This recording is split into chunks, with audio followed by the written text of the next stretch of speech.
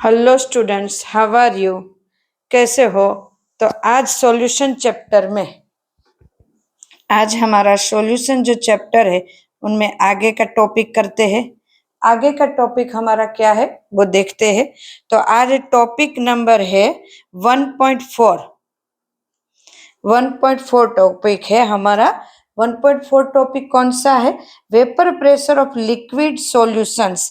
मतलब ये कह रहे हैं कि मैं एक सॉल्यूशन हम एक सॉल्यूशन बना रहे हैं जिनमें जो सॉल्वेंट है वो लिक्विड होना चाहिए, तभी तो हमारा सॉल्यूशन है वो लिक्विड बनेगा। हमारा सॉल्यूशन है वो कैसा बनेगा? लिक्विड बनेगा। इसके लिए मुझे सॉल्यूट है वो लिक्विड भी हो सकता है और सॉलिड भी हो सकता है, कोई भी टाइप का हो। बट हमारा सॉल्वेंट अगर लिक्विड है तो मेरा सॉल्यूशन भी कैसा बनेगा? लिक्विड ही बनेगा। तो आज ऐसे हम सॉल्यूशन की बात करने वाले हैं जो liquid in liquid and solid in solid, liquid in liquid, liquid and solid in liquid, ऐसे बात करने वाले ऐसे सॉल्यूशन। मान लो मेरे पास एक मैं सॉल्यूशन बना रही हूँ, बराबर। मेरे पास सॉल्यूशन बाइनरी सॉल्यूशन बना रही हूँ। मेरे पास दो कंपोनेंट है, दो कंपोनेंट में फर्स्ट एंड सेकंड दो कंपोनेंट से मेरा सॉल्यूशन बनता है। ऑलमोस्ट दो कंपोनेंट में फर्स्ट सॉल्यूशन होते हैं वो सॉल्वेंट होता है और दूसरा होता है वो सॉल्यूट होता है। सॉल्यूट होता है, ये तो सॉलिड जो बोले सॉलिड लिक्विड जो टाइप का होता है वो होता है सॉल्यूशन में। अब नाउ मैं ऐसे सॉल्यूशन बना रही हूँ जो वोलेटाइल है। वोलेटाइल है मतलब अपने आप वो वेपर बनता है। यहाँ पे मैं ऐसे कंपोनेंट ले रही हूँ दो, जो दोनों के दोनों वेपराइज हो रहे हैं, दोनों के दोनों वोलेटाइल है। कंपोनेंट 1 भी वोलेटाइल है और कंपोनेंट 2 भी वोलेटाइल है। मतलब कंपोनेंट 1 के अंदर कंपोनेंट 2 को ऐड कर रही हूँ। यहाँ पे दो सॉल्यूशन की जब बात कर रहे हैं, liquid in liquid and liquid in solid in liquid, और इनमें सॉल्वेंट अगर वोलेटाइल होए तो मैं एक एग्जांपल दे सकती हूँ। यहाँ पे सॉल्वेंट तो यहाँ पे वाटर प्लस एसीटोन जो लिक्विड इन लिक्विड सॉल्यूशन, और यहाँ पे जो सॉलिड है वो वोलेटाइल नहीं है बट लिक्विड है, सॉल्वेंट है वो वोलेटाइल है। लिसन स्टूडेंट्स, सॉलिड जो है वो वोलेटाइल नहीं है बट लिक्विड मेरा जो है, जो सॉल्वेंट है मेरा जो लिक्विड फेज में है वो वोलेटाइल है। तो यहाँ का एक एग्जांपल लेते हैं वाटर प्लस सॉल्ट, जो ये वोलेटाइल है और सॉल्ट वोलेटाइल नहीं है। यहाँ दोनों वोलेटाइल, दोनों लिक्विड लिए है, दोनों के दोनों वोलेटाइल की मैं बात कर रही हूँ। लिसन स्टूडेंट्स, समझ में आ रहा है? बराबर है, एकदम से क्लियर स्टूडेंट्स। नाउ मैंने ऐसा सॉल्यूशन बनाया है कि दोनों वोलेटाइल कंपोनेंट को मैं मिक्स कर रही हूँ, सॉल्वेंट और सॉल्यूट, और सॉल्यूशन बना रहे। दोनों वोलेटाइल है, दोनों वोलेटाइल है तो मैं किसको लूंगी? यहाँ पे एग्जाम्पल दिया है water plus acetone. Clear students, मैंने एक एग्जाम्पल लिया, मैं एक ऐसे एग्जाम्पल को ले रही हूँ। अब देखो मैंने ये बोला कंपोनेंट 1 है वो सॉल्वेंट होता है एंड कंपोनेंट 2 है वो हमारा एसीटोन जो है वो सॉल्यूट होता है। और उनके बीच में अगर जो सॉल्यूशन बन रहा है, सॉल्यूट के अंदर सॉल्वेंट ऐड करके मैंने सॉल्यूशन बनाया। अब उनके बीच में एक वेपर बनी, वेपर फेज। जब वेपर बनती है, दोनों का नेचर सेम ही है, वेपर बनना। अब एक टाइम पे ऐसा होगा कि वाटर का भी वेपर बन रहा है और एसीटोन का भी वेपर बन रहा है, पर एक टाइम पे ऐसा होगा कि जो वेपराइज हो रहा है एटमॉस्फेयर के साथ, एटमॉस्फेयर के साथ जो वेपराइज हो रहा है एक टाइम पे बैलेंस हो जाएगा। मतलब कि यहाँ से एसीटोन वेपर बन के बाहर जाएगा और सामने वो भी अंदर की तरफ आएगा, मतलब दोनों का प्रेशर एक तरफ एक टाइम पे सेम हो जाएगा। उसी तरह वाटर का भी होगा, वाटर का वेपर बनेगा एंड देन लिक्विड बनेगा। ये एक बार वेपर फेज है वो स्टार्टिंग में जो बन रहा है, धीरे धीरे इन दोनों के बीच में एस्टेब्लिश ऐसे फेस आ जाएंगे कि दोनों सेट हो गए हैं। Clear students? नाउ अब देखते हैं कि इसका जो प्रेशर है, इसको वाटर के प्रेशर को हम P1 कहेंगे और इसके प्रेशर को हम P2 कहेंगे। ना जब तक हमारा बैलेंस नहीं हुआ होता है, जब वाटर और वेपर का और एसीटोन के वेपर का जब एटमॉस्फेयर के साथ बैलेंस नहीं हुआ होता है, तब उनके प्रेशर को पार्शियल प्रेशर बोलते हैं। उनके प्रेशर को क्या बोलते हैं?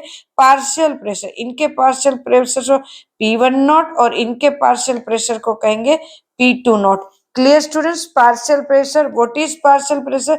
जब तक बैलेंस नहीं होता, इनिशियल स्टार्टिंग में जो इनका प्रेशर होता है उसको कहेंगे हम पार्शियल प्रेशर। नाउ अब देखो, ये जो दो कंपोनेंट लिए हैं, दोनों कंपोनेंट की मैं बात करूं, अगर वाटर और एसीटोन जो है मेरे पास, सोल्यूट एंड सॉल्वेंट दोनों है, मान लो इनके मोल फ्रैक्शन लेंगे, जब दोनों को मिक्स करते हैं तो दोनों के बाइनरी सॉल्यूशन है, तो कुछ तो ऐसे मेजरमेंट करके हमने लिया होगा तो दोनों के मोल दिखेंगे। तो इसके मोल फ्रैक्शन को हम करेंगे x1 और इसके मोल फ्रैक्शन को कहेंगे x2। Clear students? Component 1 and component 2, component 1 and component 2 का pressure P1, pressure two P2, initial pressure P1 not, initial pressure P2 not, जिसको हम बोलेंगे पार्शियल प्रेशर। देन उसके मोल फ्रैक्शन को x1 एंड x2 दोनों को मैंने एक कंटेनर में मिक्स किया है, तब उनके बीच का जो इक्विलिब्रियम बन रहा है, उनकी हम बात करें, उनके बीच में जो इक्विलिब्रियम बन रहा है एटमॉस्फेयर के साथ, ये तो उसको कवर कर देते हैं, मात्र ऊपर से कवर कर देते, तब उनका जो इक्विलिब्रियम बन रहा है उनकी हम अभी बात करें। इस टाइप के सॉल्यूशन के लिए स्टडी किए राउल्स ने इस जो ये फ्रेंच केमिस्ट थे, उन्होंने इनकी बीच के क्वांटिटेटिव रिलेशनशिप को स्टडी किया और उन्होंने एक लॉ दिया, जिस लॉ को हम कहेंगे राउल्स लॉ।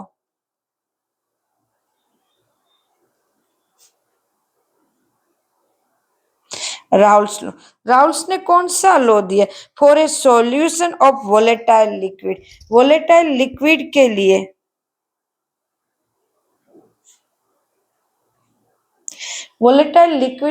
उन्होंने एक हमें लॉ दिया, जो लॉ को हम देखते कि क्या लॉ में उसने दिया, क्या बताया है लॉ में उसने बताया है द पार्शियल वेपर प्रेशर, मैं लिख रही हूँ और समझा भी साथ साथ में रही हूँ।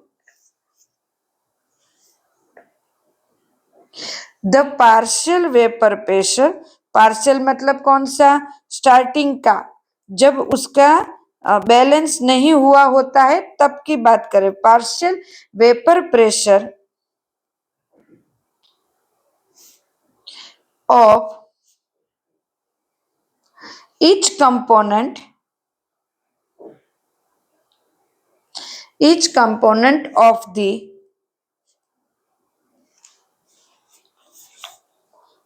solution is directly proportional to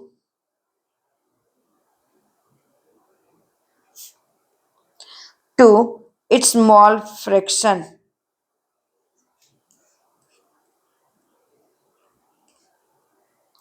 मतलब पार्शियल वेपर प्रेशर है ईच कंपोनेंट, मतलब वाटर और एसीटोन के दोनों के जो पार्शियल प्रेशर है, वो वेपर प्रेशर है, वो उनके मोल फ्रैक्शन के साथ डायरेक्टली प्रोपोर्शनल है। मोल फ्रैक्शन प्रेजेंट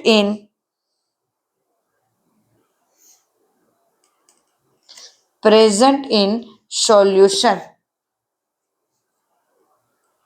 हम टेक्स्ट बुक के अकॉर्डिंग ही जाएंगे, तो यहाँ पे हम ले सकते हैं P1 कंपोनेंट की बात कर रहे हैं तो P1 is proportional to x1 होगा, और साथ साथ में ले सकते हैं P2 is proportional to x2।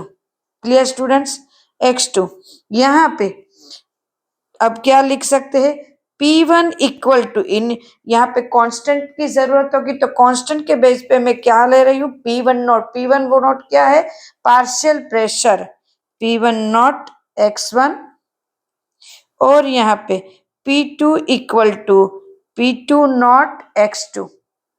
Clear students, हम टेक्स्ट बुक के अकॉर्डिंग ही जा रहे हैं, बट हम जानते हैं ये कंपोनेंट 1 के लिए है, ये कंपोनेंट 2 के लिए है, कंपोनेंट 2 के लिए।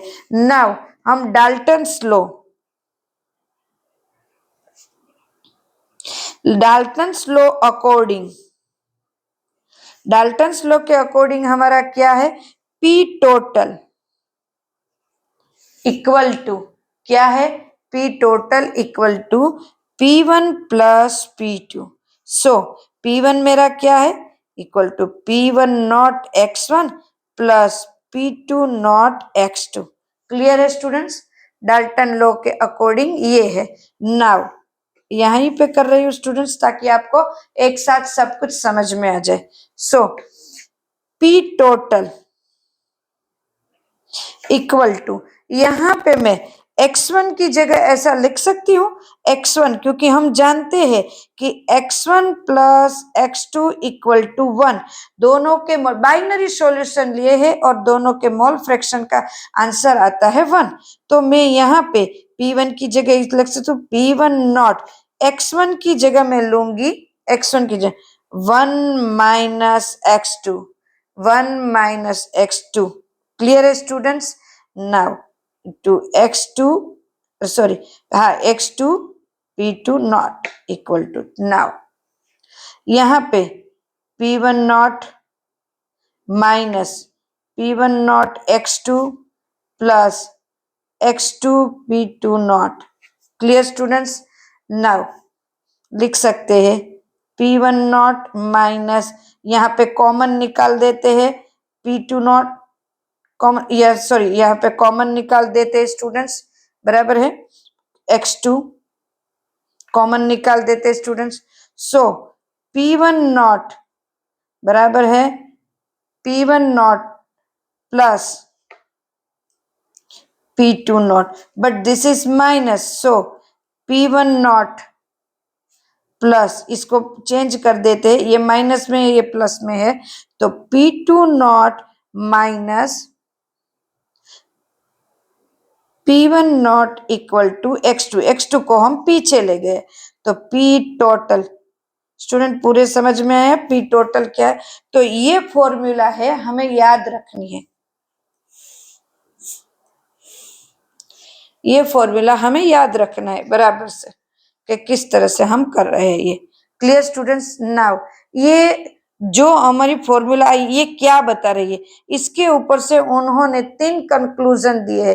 फर्स्ट कंक्लूजन क्या है कि now total vapour pressure over the solution, total vapour pressure है कोई भी एक कंपोनेंट के मोल फ्रैक्शन के ऊपर डिपेंड होंगे, यहाँ पे x2 के ऊपर डिपेंड है। अगर मैंने यहाँ पे x1 की जगह 1 माइनस x2 लिया है तो x2 के ऊपर डिपेंड होंगे, अगर मैंने x2 की जगह 1 माइनस x1 लिया होगा तो x1 के ऊपर डिपेंड होंगे, मतलब कि कोई एक कंपोनेंट के मोल फ्रैक्शन के ऊपर डिपेंड होंगे। Total vapour pressure over the solution can be related to the mole fraction of any one component, कोई भी एक कंपोनेंट के मोल फ्रैक्शन के ऊपर डिपेंड है।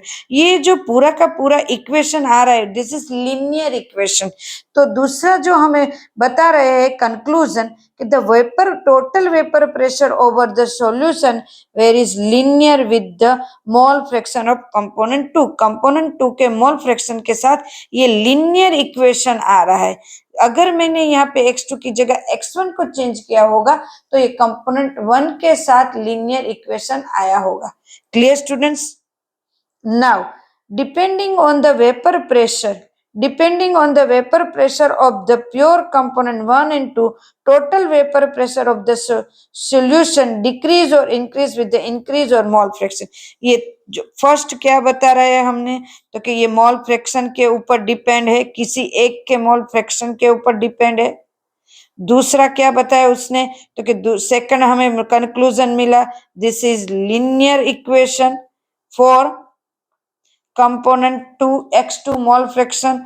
थर्ड ये बोल रहे हैं कि अगर ये मोल फ्रैक्शन किसी कंपोनेंट का ज्यादा और मतलब बढ़ा या तो कम हुआ, इंक्रीज हुआ या डिक्रीज हुआ, तो उस हिसाब से ये जो पूरा का पूरा पी टोटल है वो इंक्रीज होगा और डिक्रीज होगा।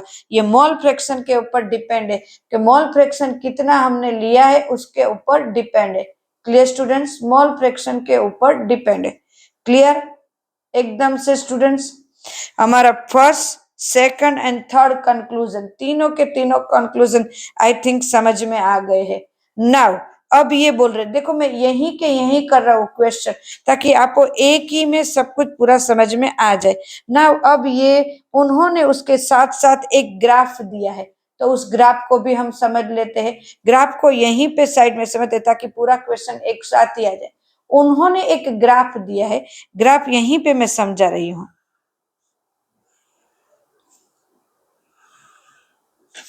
Clear students? ये मेरा ग्राफ है। तो यहाँ पे उन्होंने ग्राफ, ये जो पूरा का पूरा क्वेश्चन करा, साथ साथ में उन्होंने ग्राफ में भी हमें समझाया है, ग्राफ करके भी समझाया। तो यहाँ पे उन्होंने देखो ये P1 और P2 दोनों जो हमारा है प्रेशर, दोनों कंपोनेंट के वेपर प्रेशर और प्रेशर को उन्होंने ध्यान में लेके उनके अलग अलग टाइम के उन्होंने ऐसे प्रेशर को मेजर करा। कितने सारे टाइम्स उन्होंने मेजर करा होगा तब उन्होंने ये ग्राफ और ये कंक्लूजन निकाला है। तो यहाँ पे हम देखते हैं कि यहाँ पे जब हमारा कंपोनेंट 1 है x1 है, वो यहाँ पे 0 से स्टार्ट होता है और यहाँ पे 1। हम जानते हैं कि मोल फ्रैक्शन है वो मैक्सिमम 1 ही होगा, तो कंपोनेंट 1 का मोल फ्रैक्शन यहाँ पे 0 है और यहाँ पे हाईएस्ट 1 हो जाता है इस तरफ। तो उन्होंने उसका जो हमें ग्राफ दिया वो धीरे धीरे इस तरह से बढ़ता गया और यहाँ पे आके उन्हें मोल फ्रैक्शन 1 मिले। दिस इज इनिशियल, मतलब बैलेंस के पहले, जब उन्होंने दो कंपोनेंट को मिक्स नहीं करा था, तब से पहले जब हमने दो कंपोनेंट मिक्स नहीं करे तब का ये इनिशियल यहाँ पे मिला है मुझे P1 नॉट। अब देखो, अब यहाँ से स्टार्ट होके धीरे धीरे बढ़ के इस तरफ आया जी, मोल फ्रैक्शन 1 हो गया। अब सेकंड का उन्होंने लिया, तो जब सेकंड का लेते हैं तो सेकंड होता है यहाँ पे 0 और धीरे बढ़ के यहाँ पे आ जाता है 1, क्योंकि मोल फ्रैक्शन तो 1 ही है हमारा। तो जो दूसरा कंपोनेंट है उसका उन्होंने जो ग्राफ लिया पार्शियल प्रेशर का वो इस टाइप का हुआ, सेकंड का ज्यादा आया पार्शियल प्रेशर तो P2 नॉट 0। देन दोनों को मिक्स किया हमने दोनों सॉल्यूशन को मिक्स किया तो हमारा P टोटल कुछ इस तरह से मिला, बराबर है। P total equal to P1 plus P2, तो ये मिला P1 plus P2। Clear students? तो ये है, उन्होंने ये पूरा का पूरा ग्राफ बताया, ये इस तरह से बढ़ रहा है ये x1 और ये इस तरफ बढ़ता हुआ जा रहा है और दिस इज P टोटल। ये उन्होंने यहाँ पे वेपर प्रेशर लिया और यहाँ पे उन्होंने मोल फ्रैक्शन लिया। Clear students? पूरा का पूरा ग्राफ समझ में आ गया। बहुत इजी क्वेश्चन, बहुत। और कुछ भी डाउट हो स्टूडेंट्स एनी टाइम आप मुझे पूछो, मैं एनी टाइम करवाऊंगी। साथ साथ में हम करते हैं कि उन्होंने ये बोला कि मान लो एक वेपर प्रेशर ले लिया है, इक्विलिब्रियम इन दोनों के बीच में हो गया, मतलब पार्शियल प्रेशर और वेपर प्रेशर जो है दोनों के बीच में उसने जो हमारे एटमॉस्फेयर है उनके साथ उनका इक्विलिब्रियम हो गया। नाउ कंपोनेंट को अगर हम ये मोल फ्रैक्शन को साथ में ले लेते हैं, मतलब मोल फ्रैक्शन को जब इक्विलिब्रियम ले लिया हो गया, उनके बीच में इक्वल हो गया एटमॉस्फेयर, तब उनके कंपोनेंट को इक्विलिब्रियम हुआ, तब y1 और y2 कंपोनेंट को लेते हैं, प्रेजेंट करते हैं। कंपोनेंट 1 को y1 से प्रेजेंट करेंगे और कंपोनेंट 2 को y2 से प्रेजेंट करेंगे। तो डाल्टन्स ने पार्शियल प्रेशर को इस तरह से समझाया, डाल्टन्स ने पार्शियल प्रेशर को इस तरह से समझाया y1 y2 को लेके, P1 equal to y1 P total और यहाँ पे P2 को y2 P टोटल और साथ में इन जनरल अगर हमें जनरल लिखना है तो यहाँ पे P I equal to Y I total, मतलब यहाँ पे 2 की जगह 3 कंपोनेंट है, बाइनरी सॉल्यूशन की जगह अगर 3 है 4 है कोई भी है तो हम लिख सकते हैं। नाउ स्टूडेंट्स ये सारे के सारे याद रखने जैसे। स्टूडेंट एकदम से क्लियर माइंड में, कुछ डाउट है तो एनी टाइम पे पूछना, और जो उन्होंने कंक्लूजन निकाला वो भी हमें समझ में आया, साथ साथ में हमने ये ग्राफ भी अच्छी तरह से समझ लिया। ग्राफ तो बहुत इजी है, बस उन्होंने थोड़े कॉम्प्लिकेटेड बेस पे दिया हुआ है, बाकी ग्राफ बहुत ही इजी है। नाउ स्टूडेंट्स नेक्स्ट क्वेश्चन की तरफ जाते हैं। नेक्स्ट है हमारा, नेक्स्ट है राउल्ट्स लॉ। नेक्स्ट है Raoult's law as a special case is Henry's law. Raoult's law and Henry's law.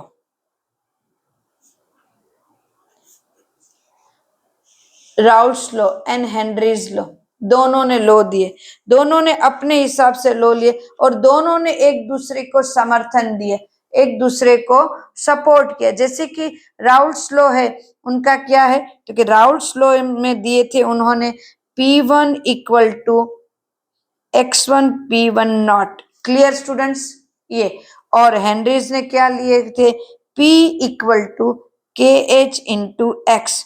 अब देखो ये क्या बोल रहे हैं कि हमारा पार्शियल प्रेशर किसी कोई भी एक कंपोनेंट का है, बराबर है, वो उनके मोल फ्रैक्शन के साथ मोल फ्रैक्शन के साथ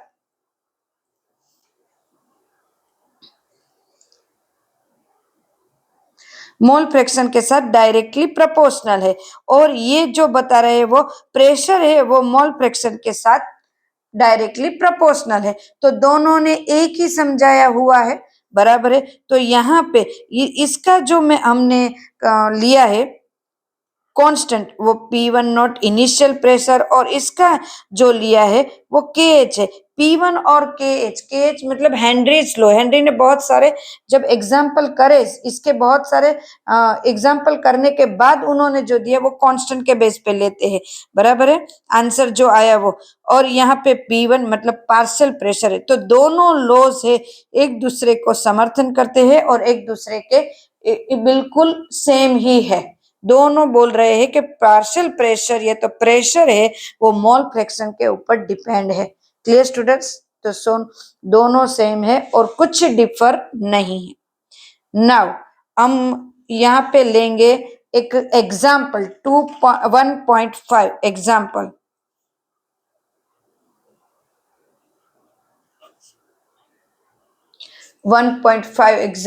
clear students. Now students example number 1.5। तो 1.5 क्या है, vapour pressure of chloroform CHCl3 and dichloromethane CH2Cl2 298 Kelvin are 2 mm बराबर millimetre Hg and 415 mm Hg respectively. One calculate the vapor pressure of the solution prepared by mixing 25.5 gram of CHCl3 and 40 gram of CH2Cl2। दोनों को mix करना है students at 298 Kelvin and more mole fraction of each component in vapour phase. Mole fraction भी हमें find करने, तो सबसे पहले हम ये करते हैं कि इनके मोलर मास को फाइंड कर लेते हैं। Molar mass of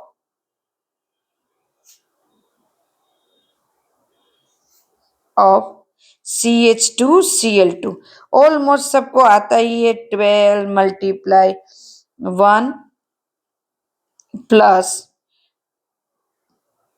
1 multiply 2 plus 35.2 multiply 2 equal to 85 gram mole inverse. Now molar mass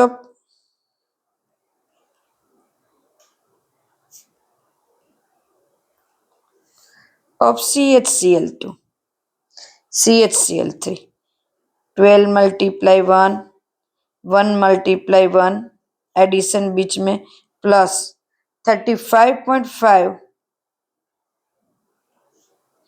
multiply 3 equal to 119.5 gram mole inverse. Moles of CH2Cl।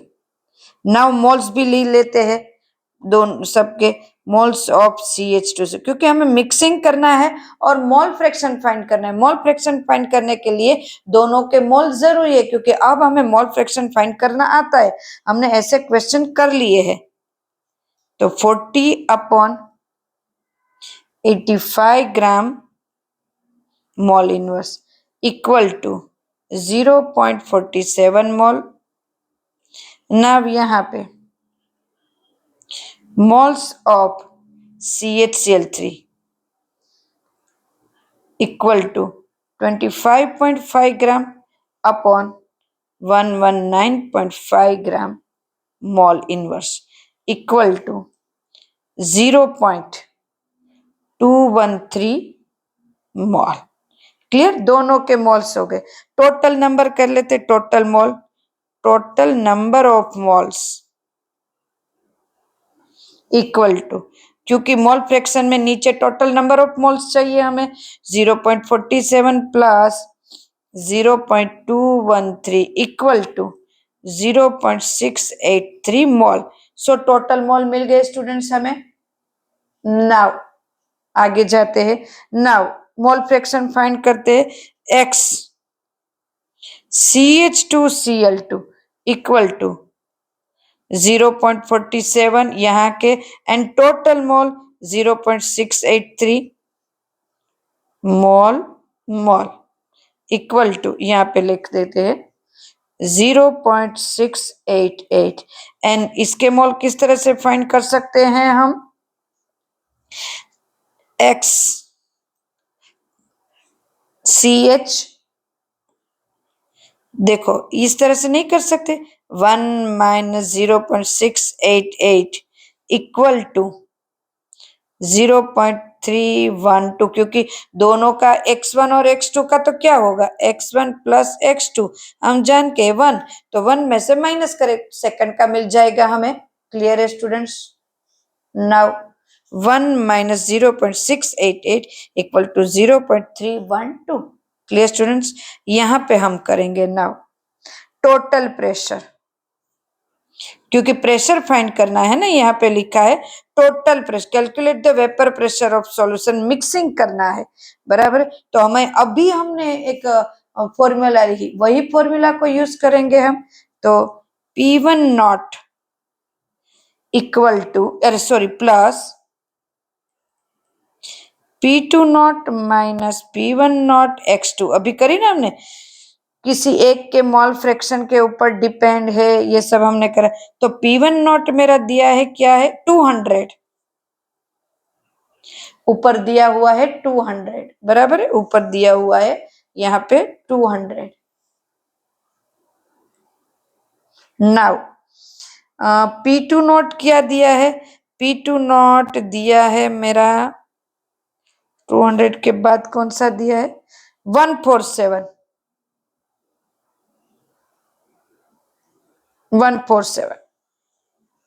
Clear ना students? P2 not plus, sorry P2 not दिया है 415 students, 415। Clear, मेरी mistake देखने में हो, और 415 minus 200, और मेरा x2 क्या है, x2 मेरा आया है ये रहा 0.688 आया ना, x2 0.688। नाउ ये x2 और ये x1 बराबर। नाउ अब क्या होगा, तो क्या अभी हम टोटल कर रहे हैं 200 प्लस, समझ में आ रहा है students, 200 plus 147.9 equal to 347.9 mmHg। Clear, mercury में। क्लियर, तो फर्स्ट मेरा आंसर यहाँ पे खत्म। नाउ सेकंड, मैं एक ही में बता रही हूँ, बाजू में क्वेश्चन लिखा हुआ है तो पता चलेगा हमें कि किस तरह से। फर्स्ट मिल गया स्टूडेंट्स यहाँ पे नाउ सेकंड आंसर यहीं पे करेंगे, सेकंड आंसर, ताकि आपको बाजू में क्वेश्चन है तो पता चलेगा। नाउ अब बता रहे हैं कि यूजिंग द रिलेशनशिप बराबर है मोल fraction of each component in vapour phase. तो वेपर फेज के लिए हम ये कर सकते हैं, vapour P CH2Cl2 vapour phase each component, दोनों कंपोनेंट के लिए लेना है। तो पहले Y को फाइंड करना पड़े, P CH2Cl2, तो क्या लेंगे वेपर फेज को कैलकुलेशन करेंगे 0.688 मॉल फ्रैक्शन उनके जो आए हैं, और उनके P1 नॉट इनिशियल प्रेशर 415 ये आया है। तो इसका आंसर आएगा इन Hg, mm इन Hg। Clear students?